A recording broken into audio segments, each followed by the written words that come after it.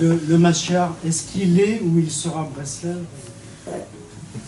Regarde, le mot Breslev... Du mouvement Breslev. Ouais. Alors, déjà, le mouvement Breslev, c'est pas un vrai Breslev, il se moque quand on lui dit tu fais partie du mouvement Breslev. Alors aujourd'hui, on adore cataloguiser chaque chose parce qu'on a besoin de faire toujours un ordre dans notre tête. Alors on ouvre des tiroirs dans notre tête et on crée, tous les jours on crée des tiroirs et on dit voilà, ça c'est Breslev, ça c'est les Sfarad. Et je vais être franc avec toi, je vais d'abord te répondre comme c'est Emet et après je vais te répondre comme c'est à ta question. D'abord je vais te répondre comment c'est Emet. Le mouvement Breslev, il n'existe pas. Le mouvement Breslev, Rabbi Nachman il a dit, c'est en fait votre dernière chance de rester juif. C'est ça le mouvement Breslev. Rabbi Nachman il dit, moi, oubliez-moi mon nom, oubliez ma ville, oubliez tout ça. Voilà. Mettez-moi complètement de côté. Par contre, prenez mes livres, sans savoir qui les a écrits. C'est pas important qu'est-ce qui les a écrits, mes livres. Juste regardez ce qu'il y a écrit dedans. Il y a des perles dedans. Et ces perles-là, c'est pour tout le monde. Et celui qui arrivera à vivre à travers ces perles, il pourra tenir à la fin des temps. Voilà le message de Rabbeinu. Il y a des juifs qui sont pas... Alors, c'est pour cela que ces juifs-là, ils souffrent énormément. Il y a beaucoup de gens qui souffrent. Alors, des fois, ils souffrent intérieurement. Parce qu'ils sont pas proches des écrits de... Ils sont pas... Parce que ils sont pas proches des écrits, donc ils souffrent. Pourquoi Mais ils souffrent parce que quand on te parle pas des mounas, quand tu souffres, quand tu as des problèmes, tu sais pas quoi faire. Tu sais pas quoi faire, tu veux comprendre, tu es dans une obscurité où tu ne vois pas, tu comprends pas ce qui t'arrive. Aujourd'hui, tu entends beaucoup de rabbinim qui te parlent de la situation d'aujourd'hui en essayant de rentrer de pourquoi ça s'est passé. Alors, il y en a qui vont te dire ça s'est passé parce qu'ils n'ont pas fait Shabbat. Il y en a qui vont dire ça s'est passé parce qu'ils ont dansé à côté d'une truc. Il y en a qui vont dire ça s'est passé parce que les gauchistes, ils étaient là-bas. Il y en a qui vont dire ça s'est passé parce que Bibi Netanyahou, il n'a pas gardé le truc. Et plus tu vas poser des questions à un truc, plus ils vont te dire des raisons. Alors, qui a raison ? Quoi, un aussi grand événement, personne ne sait qui est le Hachem. Attends, il y a un problème là.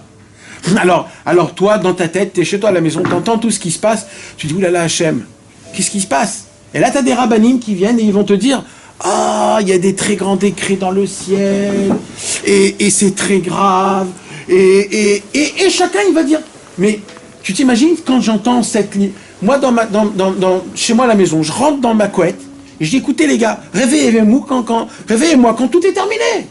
J'ai pas la force de maintenir ça. Un monsieur, il n'a pas de parnassa. Il n'a pas de parnassa.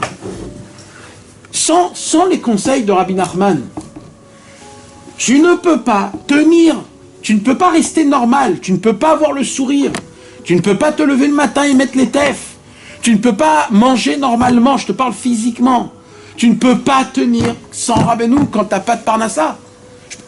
Ça ne veut pas dire que Rabbeinu, je t'explique des situations que des fois un homme il n'a pas de parnassa, ça arrive que des fois tu es entre deux travails, ça arrive. Comment je tiens pendant ces 3, 4, 5 mois? Comment je tiens?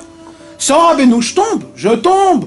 Je perds ma moralité, je perds ma personnalité, je perds tout ce que j'ai de moi de beau. Mon cerveau il devient une bataille. Le positivisme, c'est-à-dire toujours voir le bon côté des choses, ça existait avant Rabbi Nachman. Oui, mais le positivisme en tant que mot, mais pas en tant que conscience, en tant que travail, en tant que juif, parce qu'il y a aussi ça dans cette histoire. Il y a la façon de comment un juif il doit accepter ses problèmes. C'est toute une façon, c'est un mode d'emploi, c'est un mode comment faire les choses depuis le début, comment ressembler réellement comme un fils de Dieu, même si j'ai des difficultés, de ne pas perdre ma figure. Et Rabbi Nachman m'a dévoilé l'espoir à travers la paix, à travers la joie, à travers la réparation, à travers la foi, à travers la prière. Il m'a dit, ne t'inquiète pas, d'abord, tout est pour le bien. Ce qui se passe, c'est comme il faut. Soit fais ça, chante Shabbat. Il nous donne des choses à faire qui va t'aider dans ta vie à dire, je tiens encore. C'est dur, mais je tiens le nord. J'arrive encore à marcher. Alors, pour te répondre, pour terminer la réponse. J'ai entendu qu'il y avait le Machar, il était là. mais pas, que c'était pas du mouvement chassidique. Donc je me dis... Rabbi Nachman, il a dit une phrase méfouréchette sur ça. Rabbi Nachman, il a dit, le Mashiach sera un de mes élèves. Voilà. Voilà. Et on dit ça, comment? Le matin on dit Uva les Tzion Goel ou les Shaveh Fesha. Alors si tu prends les trois premiers, Uva les Tzion Goel, il y a un petit jeu de mots dans ça. C'est quoi? Uba, il viendra. Les Tzion, Tzion c'est le Tzioun de Rabbi Nachman, qui? Le Goel. Donc même le Goel, il devra venir au Tzioun de Rabbeinu. Rabbi Nachman, il a dit, il y a une seule différence entre moi et le Mashiach. C'est que moi, on m'écoute pas, lui, on va l'écouter. Mais nous deux, on dit la même chose.